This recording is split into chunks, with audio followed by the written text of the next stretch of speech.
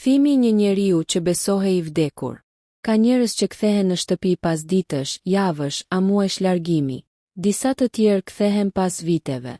Por ka edhe kthime që janë aq të vonuara, aq të ndërlikuara e aq të ngarkuara me plagë. Sa që ndryshojnë gjithçka, edhe vetë oksigjenin që thithin muret e shtëpisë. Unë isha një djalë 18 vjeçar kur u largova nga familja, nga fshati im, nga jeta ime e thjeshtë dhe e pastër. Isha një adoleshent që ende nuk e kuptonte se çfarë ishte vdekja, se çfarë ishte humbja, se çfarë ishte të luftoje. Por kur të therasin kohët e errta, askush nuk pyet moshën tënde, dëshirat e tua, ëndrat që të presin në qoshe. Shkova në luftë i papjekur. U riktheva burr, por një burr që nuk e njihte më veten. Isha 35 vjeç kur hapi portën e vjetër të shtëpisë sime. Për 17 vite, prindërit e mi më kishin vajtuar si të vdekur. Më kishin varrosur në zemër, pa varr, pa trup, pa një fjalë të fundit. Dhe tani, pas gati 2 dekadash, unë kthehesha si një hije që kërkonte vendin e vet.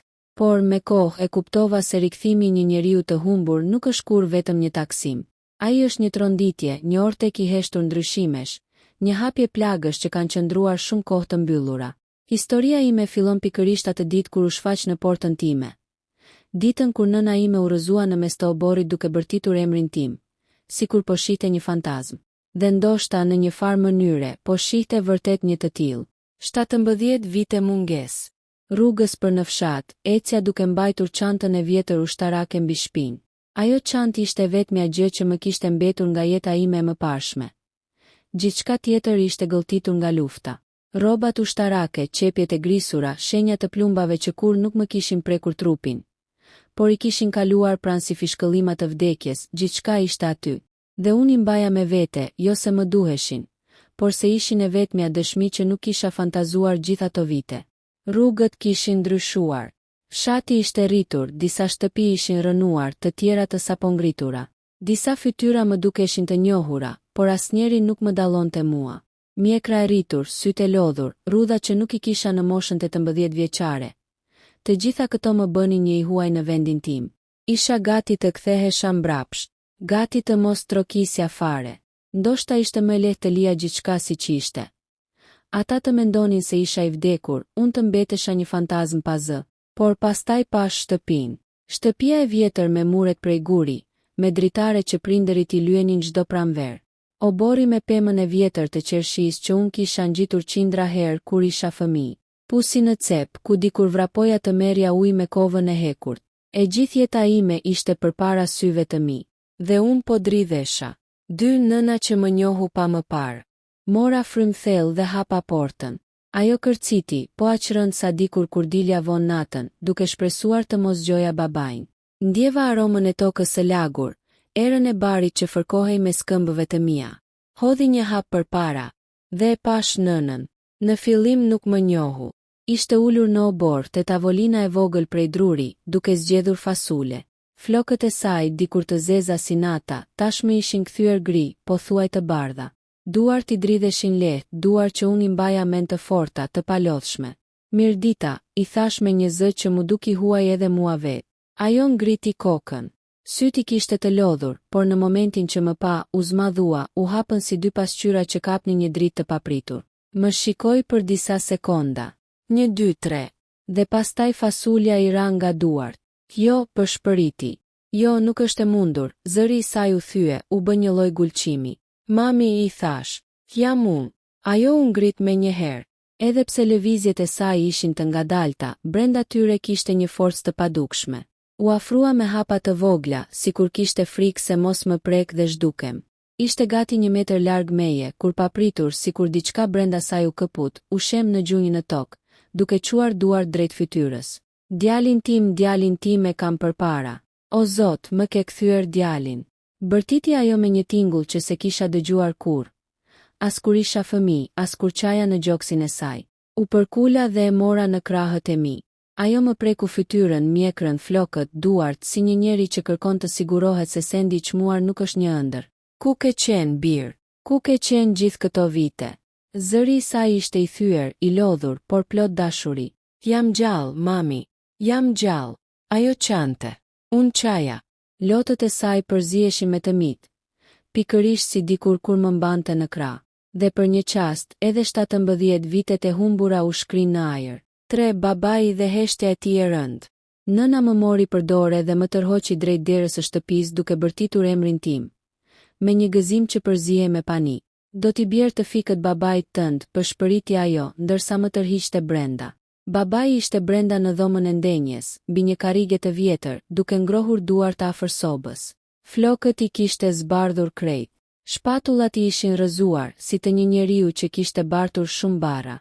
O burr, tha nëna duke ecur drejt tij, shikoje. Shikoje kush ka ardhur. Babai ngriti syt ngadalë, pa nxitim. Fillimisht I hodhi nënës një vështrim të hutuar, pastaj mua.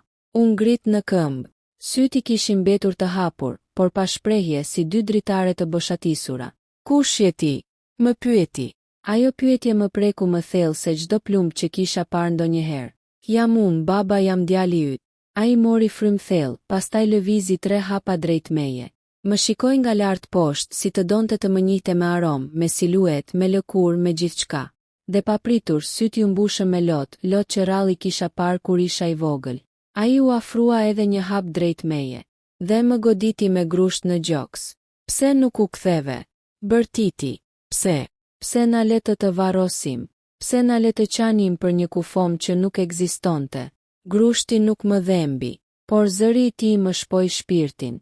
Ai më gjuajti edhe një herë, por më ngadal, më shumë si shpërthim dhimbjeje sesa si sulm. Pastaj papritur u rrëzua në gjush përpara meje dhe vuri kokën në barkun tim. Ashtu siç bëjnë fëmijët. Veçante.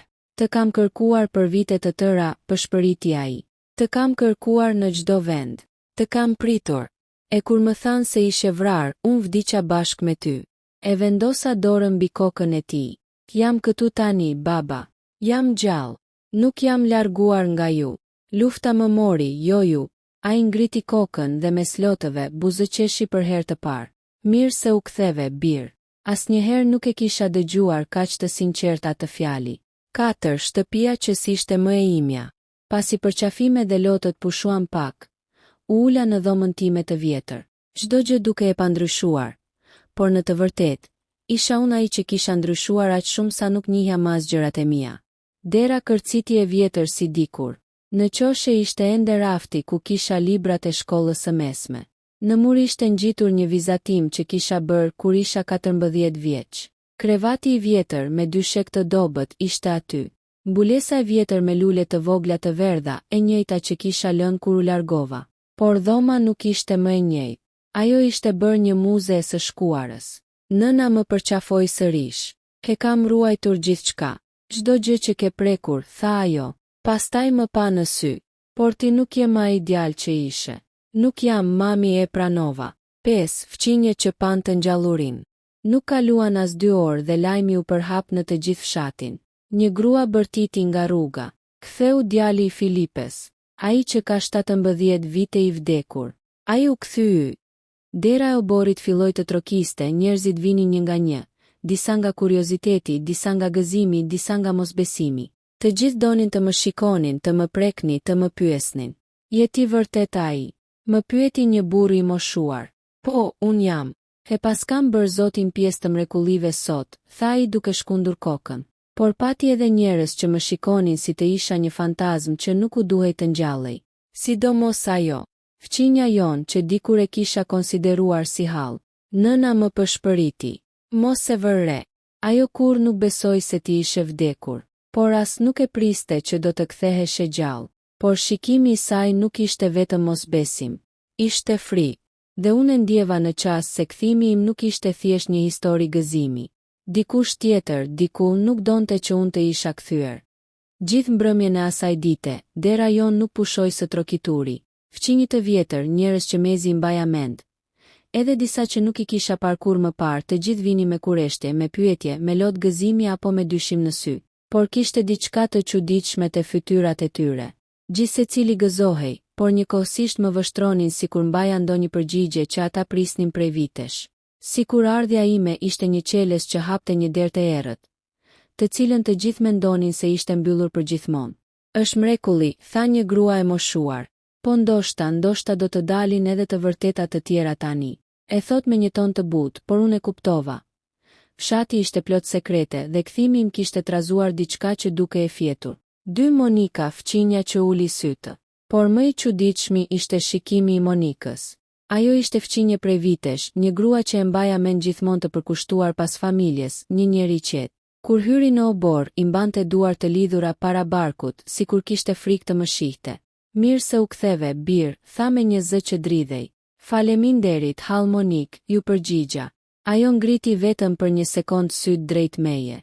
Aty pash diçka që nuk isha parë askush tjetër atë ditë. Frikë të pastër. Jo nga unë, jo nga shfaqja ime, por nga diçka që unë mund të dija. Ke ndryshuar shumë, tha ajo. Shumë. Kanë kaluar vite, i thash duke buzëqeshur me mirësjellje. Ajo uli kokën dhe mërmëriti. Po, 17 vite, mjaft të sjellin shumë ndryshime. Dhe pastaj shtoi diçka që unë mezi e dëgjova. Do të dalin gjëra tani. Kur u largua, nëna u afrua pranë meje. Mos e merr për keq. Monika ka humbur shumë gjëra këto vite, tha nëna. Çfarë gjërash? Ke pyeta. Nëna ngriu për një çast, pastaj ndryshoi temë. Kjo ishte shenja e parë se po më fshinin diçka të madhe. 3 Një varr bosh. Në mbrëmje, kur njerëzit u shpërndan dhe shtëpia u bë më e qetë, babai më thiri në obor. Eja me mua, më tha. Dua të tregoj diçka. Ndjek babai në heshtje, deri te fundi i arës son. Aty, nën hijen e mollës së vjetër, kishte një gur të madh, të bardhë, të shesht. Ai gur nuk kishte qenë kur aty. Çfarë është kjo? Pyeta. Babai preku gurin me dorë, me një butësi të çuditshme. Këtu, tha ai me zë të ulët, është varri yt. Fryma mu ndal për disa sekonda. E kam ngritur vet 5 vjet pasi na erdhi lajmi se ishe vrar. Vazhdoi ai. Pse 5 vjet? Ke pyeta. Babai mbylli syt për një çast, pastaj më pa drejt. Sepse në fillim nuk e besoja. Pastaj filluan të flisnin njerëzit. Filluan të qarkullonin histori. Filluan të dilnin gjëra që ai pshërtiu thellë që nuk duhej të dilnin. E pash me kujdes. Çfarë gjërash? Ai mbylli gojën. Fytyra ju ngurtësua. Nisa të kuptoja se babai ishte lidhur me një betim heshtjeje që se thyeu për 17 vite. Njerëzit thoshin se ai ndaloi. Unë çfarë? Ke nxitova. Babai më pa drejt, me një vështrim që sikur kërkonte të shkonte përtej trupit tim, drejt shpirtit tim. Se ti s'kishte vdekur kur. Se ti ishe gjallë, por se dikush nuk donte që ti të ktheheshe ndonjëherë. Aty mu ngrit mishi. Lufta të bën të guximshëm, por jo i mundaj së panjohurës. Kush nuk donte? Pyeta. Babai uli kokën. Këtë duhet ta mësosh vetë. 4 vitet e humbura dhe ajo që nuk mbaj mend. Natën e asaj dite nuk fjeta. Rria në shtrat, duke parë tavanin, duke dëgjuar erën që përplasej në dritaret e vjetra. Në mendje më vinin pamje nga lufta, por jo të plota. Kishte boshllëqe. Kishte momente që nuk i mbaja mend. Si të ishin fshirë me qëllim. Më kujtohej dita kur u kapëm rob. Më kujtohej një dhomë betoni e ftohtë ku na mbanin për javë. Më kujtohej një fytyrë. E mjegull. E afërt. Dikush që më foli. Dikush që tha. Ti nuk do të kthehesh kur më në shtëpi. Dhe pastaj errësirë. Zhdukje. Si të më kishin mbyllur diku për vite të tëra, diku ku as koha, as drita nuk hynte. 5 Vëllai mungesa që askush nuk ma kishte thënë. Të nesërmen teksa hangrëm mëngjes në qetësi, vura re se nëna dhe babai shmangni një dhomë. Dhomën e vëllait tim më të vogël, Arditit.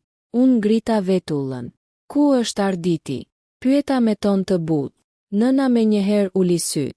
Babai shtrëngoi lugën me dorë. Pash se duart i dridheshin. Ai tha babai. Ai s'është më këtu. Ç'do të thotë nuk është më këtu? Pyeta. Nëna filloi të qante me njëherë. Qante aq fort sa mezi merrte frym. Mos më thuaj, unë ngrita në këmbë. Mos më thuaj se ka vdekur edhe ai se unë s'isha këtu. Babai ngriti dorën. Jo. Ai jeton, por jo me ne. Pse jo? Bërtita. Nëna qau edhe më shumë. Babai uli kokën. Ai u largua 5 vjet pasi u largove ti dhe kur nuk u kthye. Pse u largua? Kërkova. Dhe atëherë, për herë të parë, babai mu përgjigj me një të vërtet të dhimbshme. Sepse dikush i tha se ti ishe vrar prej njerëzve të tu. Gjaku mu bë i ftohtë. Nga kush njerëz? Pyeta. Babai më pa në sy dhe tha vetëm një emër. Nga Monika. Ajo fjali ishte si një rufe që goditi ajrin mes nesh. Monika. Fqinja që 2 net më parë uli syt kur më pa. Fqinja që kishte frikë nga kthimi im. Fqinja që kishte thënë me zë të dridhur. Do të dalin gjërat tani. Dhe tani unë nuk dija më nëse ndjehesha i kthyer në shtëpi. Apo vetëm në fillimin e një betejë më të rrezikshme se lufta ku kisha qenë. E treta ditë e kthimit tim nuk ishte më një fest.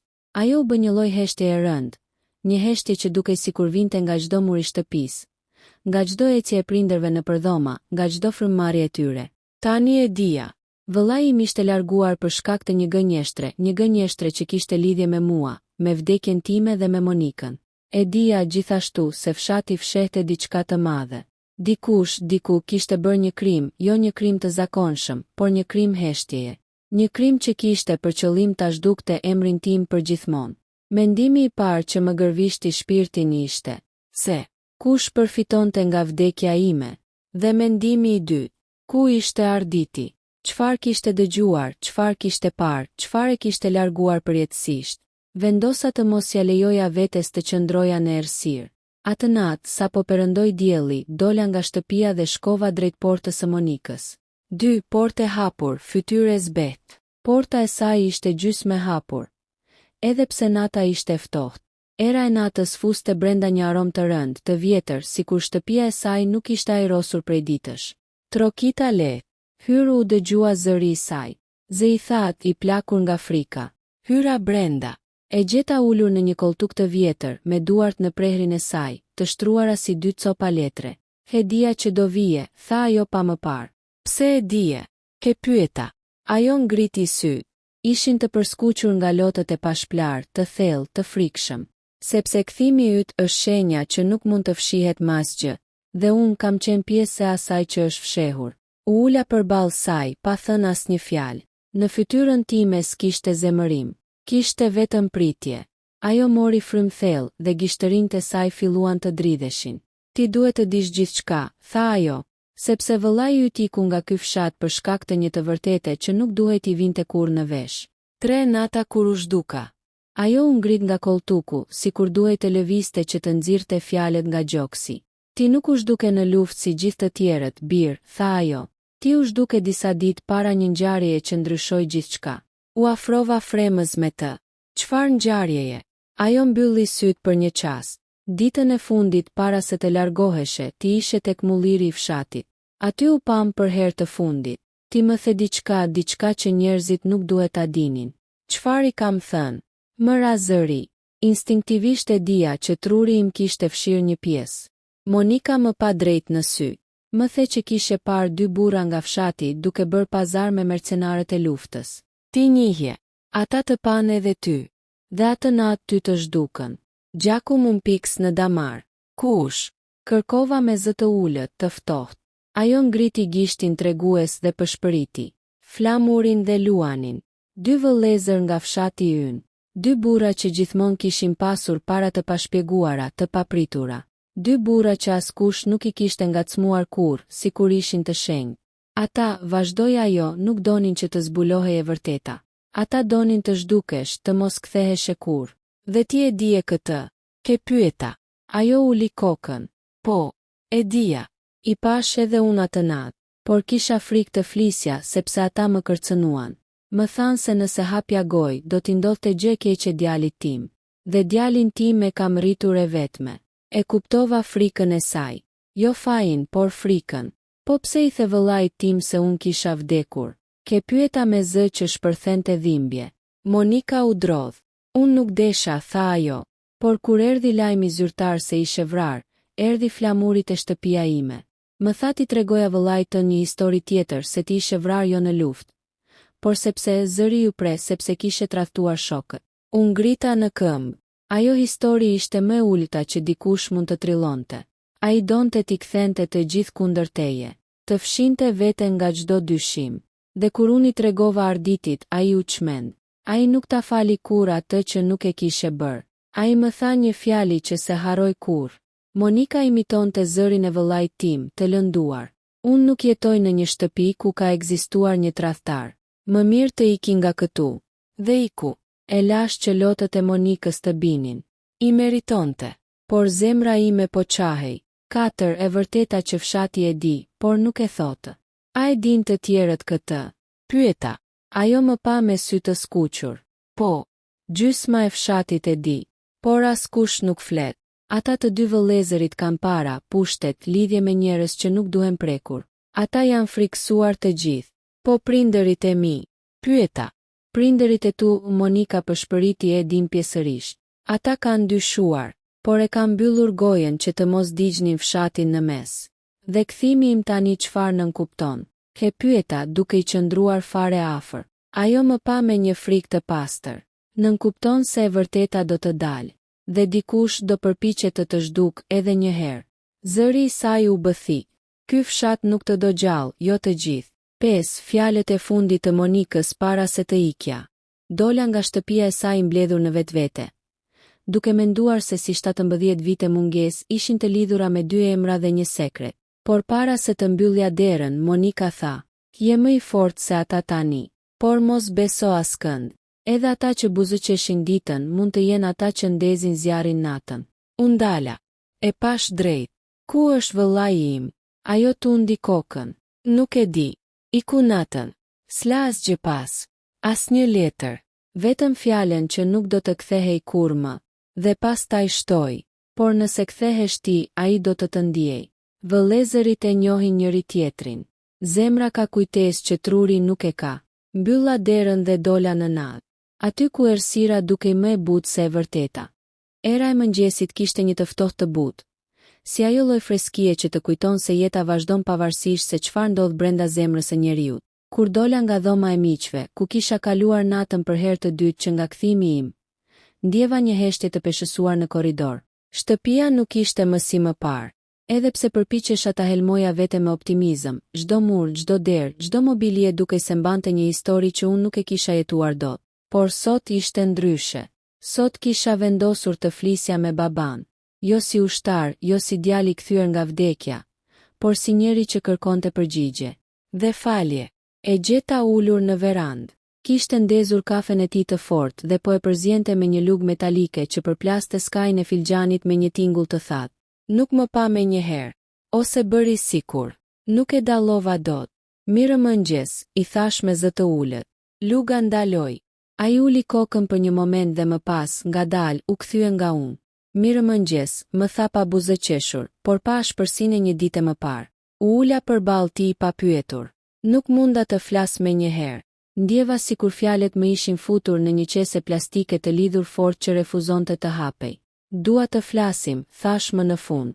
Ai mori një glëni kafeje, sikur të kishte ditur që kjo do të vinte. E di. Heshtja u ul mes nesh si një mysafir i padëshiruar. Baba, fillova, kur ika nuk e dija se do të largohem për kaq shumë. Nuk e dija se do të bëhesha pjesë e një feri nga i cili rikthimi nuk ishte i sigurt. Ai më pa drejte në sy për herë të parë që kur u ktheva. Ti ke pa më pyetur, pa më folur, pa më thënë bëhu gati, po largohem. Na le me dyert hapur dhe me zemrat bosh.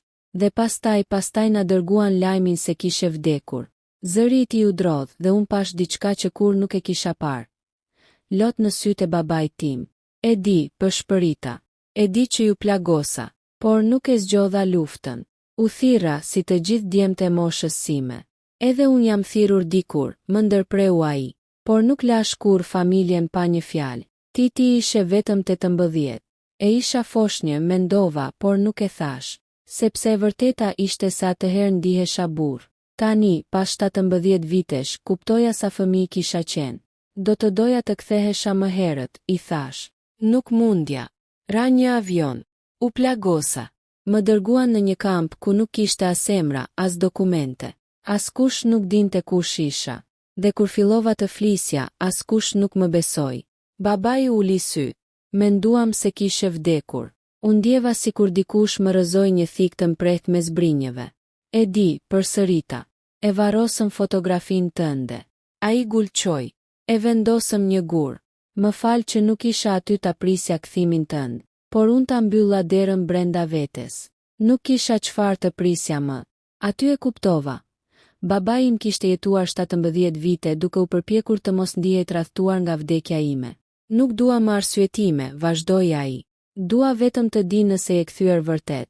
Je ti ai djalë që u rrit në këtë shtëpi? Apo je një njeri tjetër që lufta e ka ndryshuar deri në palc? Pyetja më preu keq, dhe nuk kisha përgjigje të plot.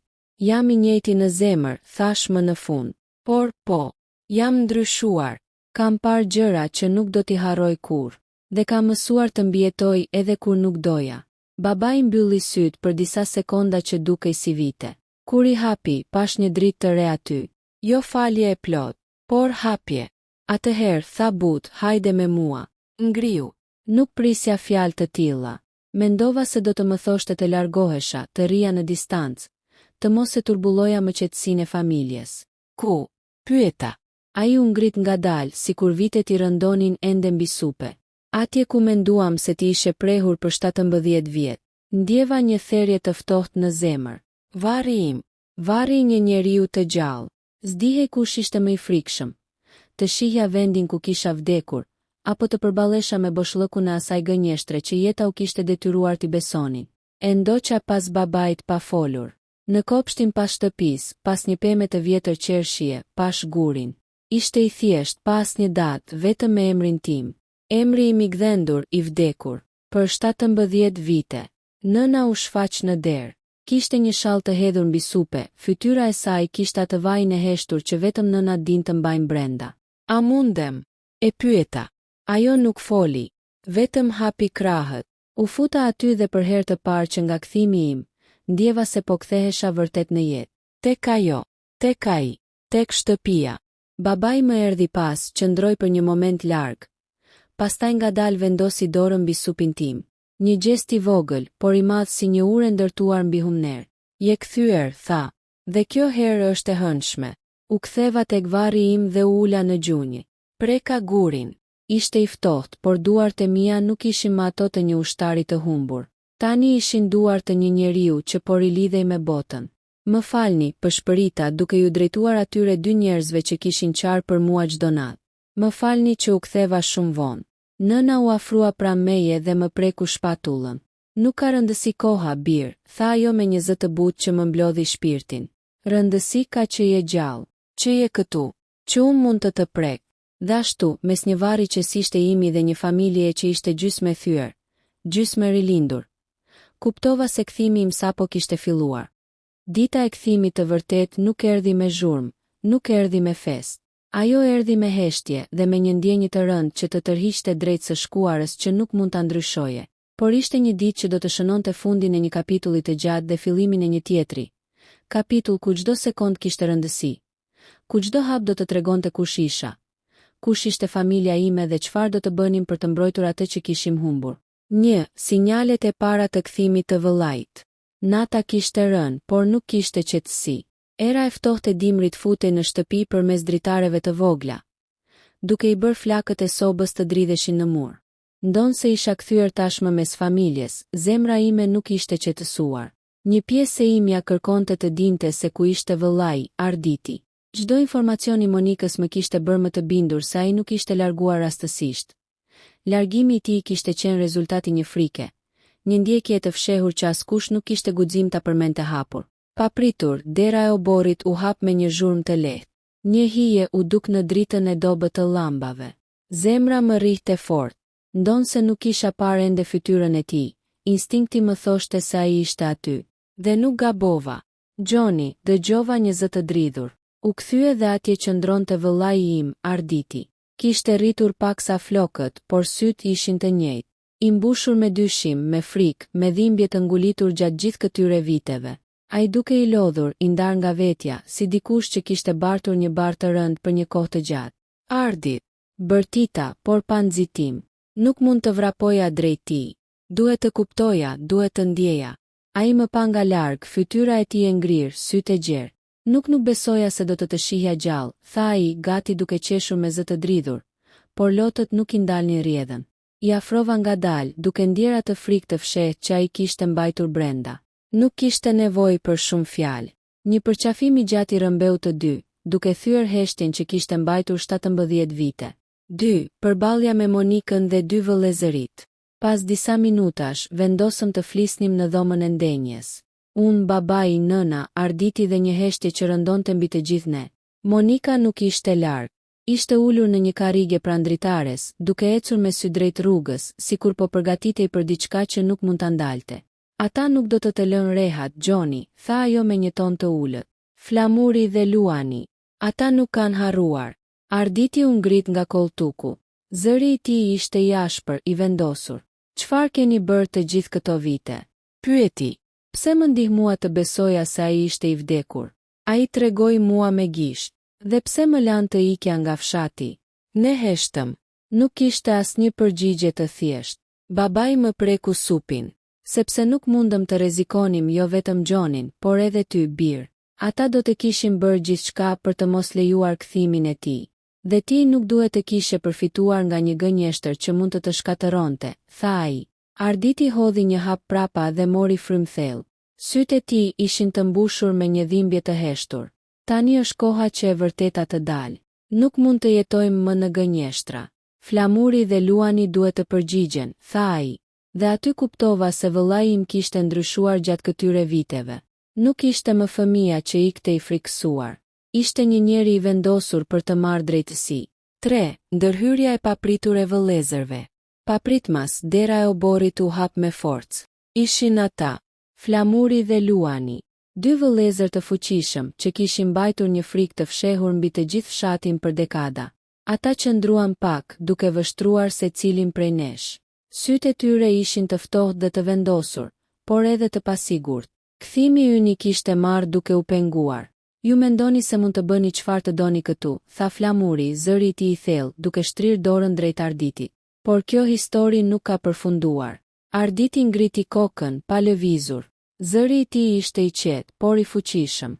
Historia ka përfunduar kur dikush vendosi të mashtrojë një fëmijë.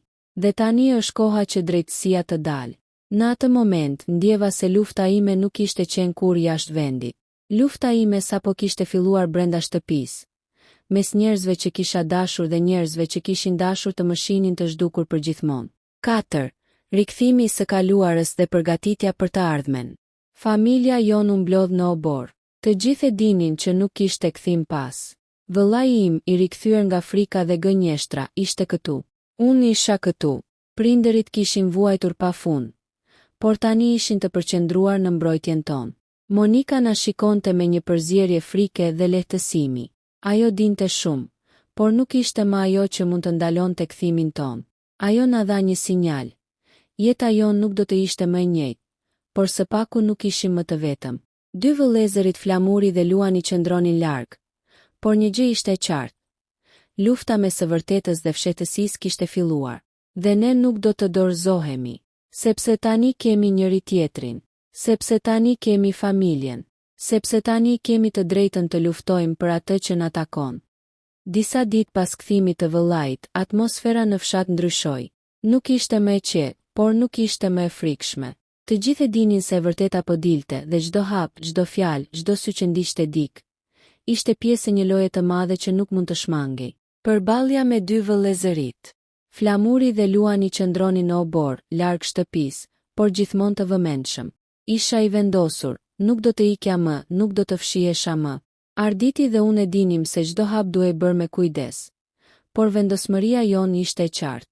Nuk ka më fshehje, i thash Flamurit, zëri im i qetë, por i prerë. Ke gjithë fshati e di tashmë. Çfarë keni bërë është e turpshme. Ai më shikoi për disa sekonda, pastaj buzëqeshi me arrogancë. Por kjo buzëqeshje nuk zgjati shumë. Arditi, i fortë dhe i vendosur, hapi një letër që kishte ruajtur fshehurazi për vite. Një provë pa përshtatshme për të gjithë ata që kishin përfituar nga gënjeshtra. Kjo është e vërteta, tha Arditi. Çdo dyshim, çdo manipulim, çdo gënjeshtër, nuk do të ketë më heshtje. Dy vëllezërit heshtën. Ishin të shokuar. Nuk e kishin pritur këtë sulm të paqartë dhe të vendosur. Dhe atëherë, për herë të parë, fshati u mblodh. Njerëzit dolën nga shtëpitë dhe ndaluan, duke parë se historia që kishin mbajtur për 17 vjet po dilte në dritë. Fshati përballet me të kaluarën. Gjithçka u tha hapur, gjithçka u zbulua. Ata që kishin folur, ata që kishin mbajtur sekret, ata që kishin ndihmuar në mbajtjen e gënjeshtrës, tani duhej të përgjigjeshin. Nuk mund të jetojmë më në gënjeshtra, thash unë duke i parë të gjithë fqinjët. Është koha për të rikthyer dinjitetin, respektin dhe drejtësinë. Në atë moment, ndjeva një lehtësim që nuk e kisha ndjer kur. Pas 17 vitesh, nuk isha më vetëm. Kisha familjen time, vëllain, prindërit dhe njerëz që pavarësisht frikës dhe dyshimit e donin të vërtetën. Flamuri dhe luani u larguan, të poshtëruar dhe të shokuar. Ata nuk e kishin pritur këtë fuqinë që mund të kishte e vërteta.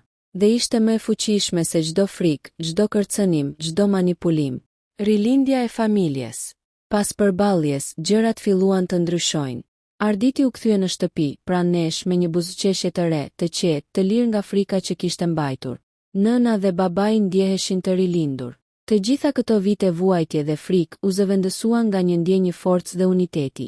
Unë, Gjoni, ndjeja se kisha fituar më shumë se luftën jashtë vendit. Kisha fituar betejën për të vërtetën, për familjen, për veten. Monika erdhi pranë nesh një ditë më pas. Nuk ishte më fqinja që trembej.